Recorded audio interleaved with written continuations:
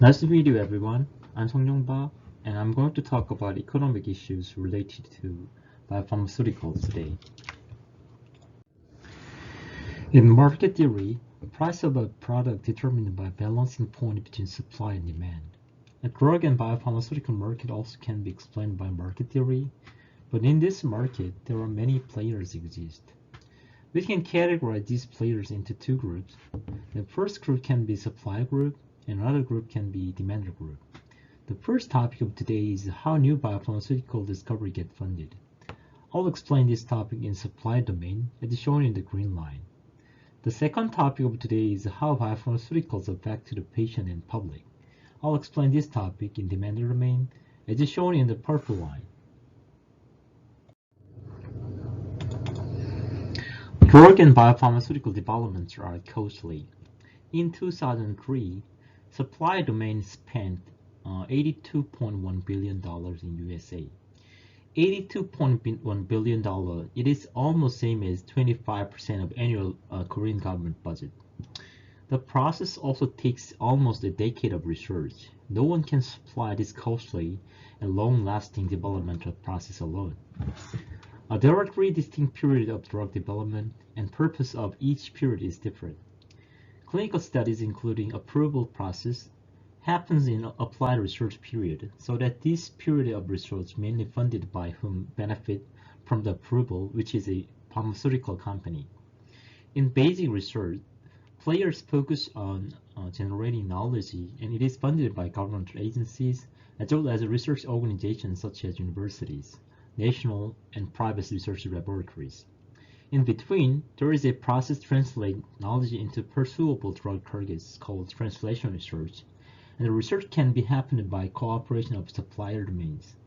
In this period, pharmaceutical companies are more involved in development process and therefore fund more money. Biotechnology-based drugs called biopharmaceuticals, mainly developed by small biotechs. These companies are started in the late 1980s, and in USA around 400 companies running today. When they started their businesses, selecting right target was very important. They were small and don't have much money, afford the long-lasting, costly development process. They just focuses on a niche market. They could improve already marketed first-generation biopharmaceuticals, for example, protein insulin with their recombinant DNA technology. This is huge benefit in various areas, including cost, side effects, and ethical issues. Actually, 2 tons of protein entries needed for 227 grams of insulin, which means 4 pigs to be killed for 10 milliliters of insulin buyer. And another strategy was development of drug for rare disease, which have less than 200,000 patients in USA. This market seemed too small. It was less attractive to big biopharmaceutical company at that moment, Blue Ocean. In addition, in 1983, Open Drug Act had an effect which gave grant and 50% of tax benefit for clinical trials, as well as 7 years of market exclusivity for approved indications. This was huge incentive to such a small biotech. Since then, orphan drug was so successful, and on average 10 orphan drugs approved each year, and over 150 orphan drugs are exist today. You may question that 7 years of market exclusivity could be too strong. To compensate it, FDA made exception of market exclusivity if 3 conditions meet to the new drug developer, which are sponsor's permission, insufficient supply, and higher safety and efficacy of new drug. When biopharmaceuticals get an approval, companies want to expand their target population by applying additional indications to the FDA. One example is shown here called Neupogen, a colony-stimulating factor, and the drug approved in 91, but then serially company acquired additional 4 indications. Today, Neupogen is still one of the most successful biopharmaceutical because of the wide coverage of the drug. In recent technological development stimulated this discovery of novel drug targets. Now in public database, we have 1,330 experimentally feasible drug targets, over 2,025 drug targets, and about half of feasible drug targets validated by experiments to pursue clinical trials. Already some of them got approved, but many more can be realized in the near future. This development of novel biopharmaceuticals now become more important in biopharmaceutical industry.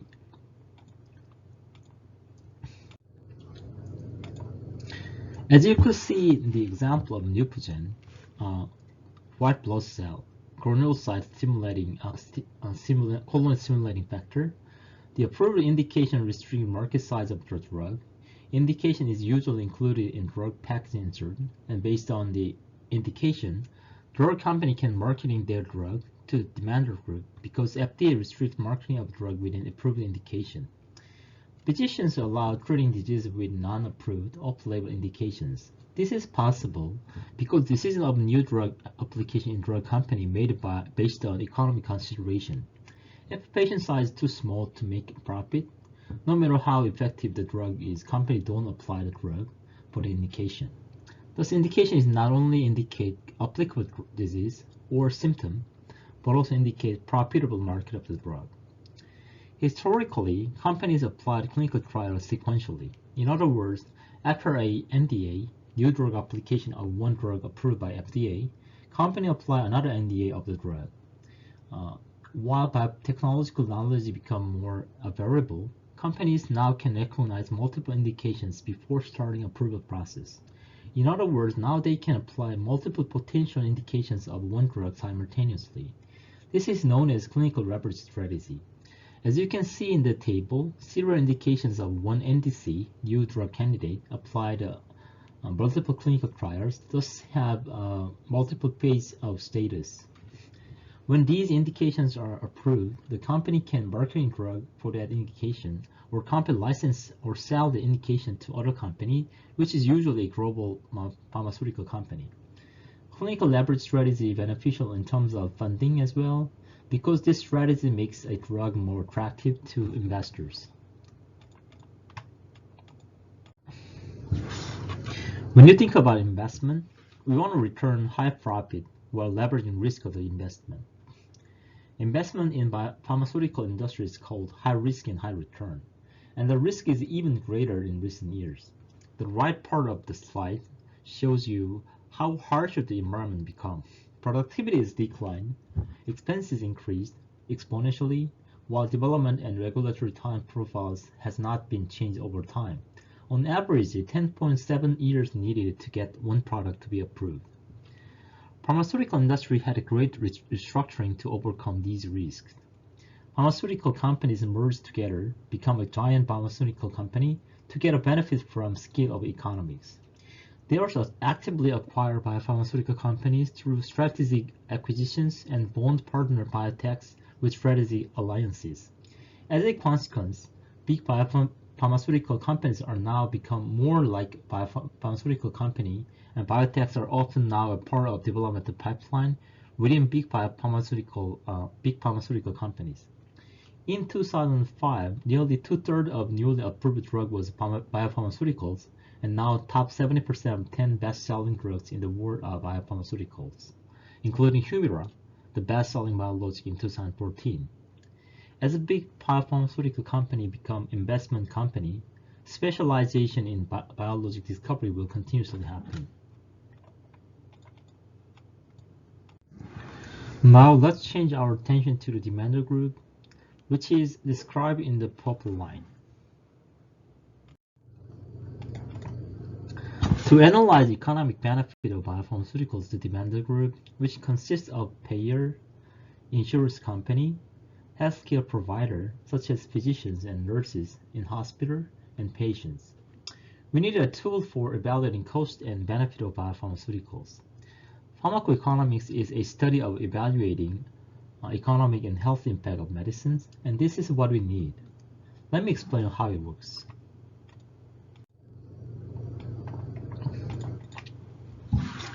The measure in pharmacoeconomics is called cost-effective analysis. It is about the analysis of incremental cost and incremental benefit of a certain treatment compared to other treatment options. The graph shown below represents cost-effective supply curve, and it consists of cost and benefit axes, which is measured by quality adjusted life year achieved, abbreviated as QALY. QALY asks how much money should payer pay more for each year if they want to adjust patient's life quality with the treatment. As you can see in the graph, any treatment option in the line could be efficient treatment because it is the lowest cost when you want to get the treatment option. Among 5 different treatment options, D is the most beneficial and expensive option. While A represents minimal cost treatment option, incremental cost and benefit represented as a gap between 2 treatment options, and in this graph, G is the best option because it increased large benefit with the smallest amount of cost increasement. Real situation is more complex. In demander groups, every players have different interests. Payers wish to reduce hidden cost of treatment and want to restrict treatment option in reasonable price range due to the annual health insurance cost. In national insurance system UK, this regional price range is about $32,000 to $48,000, about average income of a citizen. But in USA, the coverage could be 3 to 5 times higher than the average income of a health plan subscriber, depending on the health plan. However, patients need right treatment, no matter how high the cost. But if the need is the option D, no patient can afford it without health insurance. It makes conflict between the health insurance payer and the specific patient group. Insurance companies want to attract more subscribers with premium insurance options, but they carefully select actual coverage in their formulary. Healthcare providers, such as doctors, can have different perspective on the treatment option of patient, so that coverage of treatment could promote debate between these players. Now just focus on biopharmaceutical development and patients. As we saw before, cost of pharmaceutical and biopharmaceutical development increased dramatically over 30 to 40 years, while success rate of NME, new molecular entry, has been declined. In 2012 report, the amount of money we need to approve one drug estimated as $2,558 million in 2013. But the success rate of NME from phase 1 to NDA or BLA approval is about 10%, meaning only 1/10 of NME survive in the period.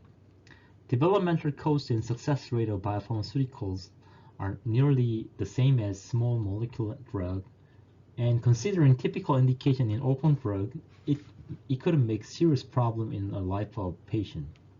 One example is Brian, 17-year-old son of Ed and Peggy DeGreiner, who has the Gaucher disease. He spent about $360,000 every year, and it's a lot of money for a patient. Without insurance, Brian cannot survive.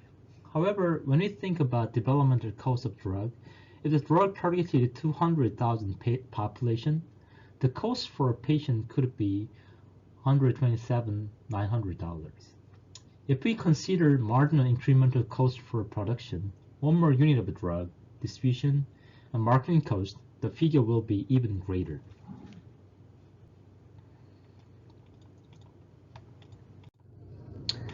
We have faced fundamental question in drug discovery and public health. If society is unwilling to pay the cost, the drug cannot be developed, and the patients who have the disease cannot be treated properly. This is why 1983 Orphan Drug Act had an effect. With this example, we now understanding pricing of drug is not a simple problem. We need to consider developmental cost and market size, but also need to compare public welfare and loss of welfare due to the patient exclusivity. The problem is even complex when you consider global pricing of drug. 3 main considerations: financing of drug, general market environment, pharmacoeconomic factor should be considered for each country or country block. With combination of those things, we can find proper price of drug for each country to help sustainable drug discovery.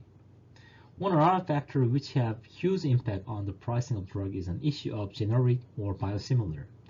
In USA, Hatch-Waxman Act in 1984 promoted generic drug discovery. The act simplified approval process of generic drug, but also gave 5 years of additional market exclusivity for the reference product. This act helped reducing price of pharmaceuticals while guaranteed enough profit for reference product to promote drug discovery. In 2009, Biologics Price Competition and Innovation Act had an effect for reducing cost of biopharmaceutical products. This act has similar effect as the Hatch-Waxman Act in biopharmaceutical development. If biosimilar can show biosimilarity and interchangeability with reference product, FDA will approve the biosimilar to be marketed, and the act also guarantees prolonged market exclusivity of reference pharmaceutical for 12 years from the first approval date. After Human Genome Project, successfully sequencing entire human genome, we now can understand some of population heterogeneity in genomic perspective. This leads to identification of subpopulation in disease population, which in here exemplified with breast cancer population. Genome medicine or personalized medicine can identify subtype of breast cancer. When you don't have the tool, total breast cancer patient took an average treatment such as growth inhibitor doxorubicin, but now we have a tool and drugs for specific subpopulation. Herceptin is a monoclonal antibody that specifically targets epidermal growth factor receptor called HER2. If the breast cancer patient is subcategorized as HER2 positive patient, then the patient can be treated with Herceptin. These patients showed higher efficacy and low side effects compared to conventional doxorubicin-like drug treatment. In 2011, Herceptin recorded year sales about $6,000 million. Personalized medicine has pros and cons. It is better treatment for patients, but since it targets subpopulation, the price of drug is expensive. This is why not so many personalized medicine realized in the market. However, it keeps changing in the near future. We can get better, cheaper personalized medicine in our drug market.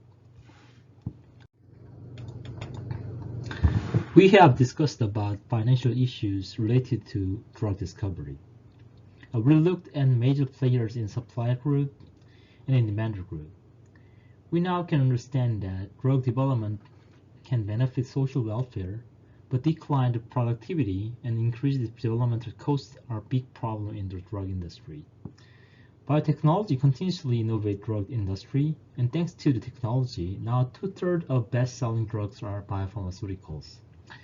Pricing of those drugs need not only consider developmental costs, but also need extensive pharmacoeconomic analysis. Lastly, genomic medicine will enhance our understanding in population heterogeneity and will change our treatment method dramatically. Thank you for your attention.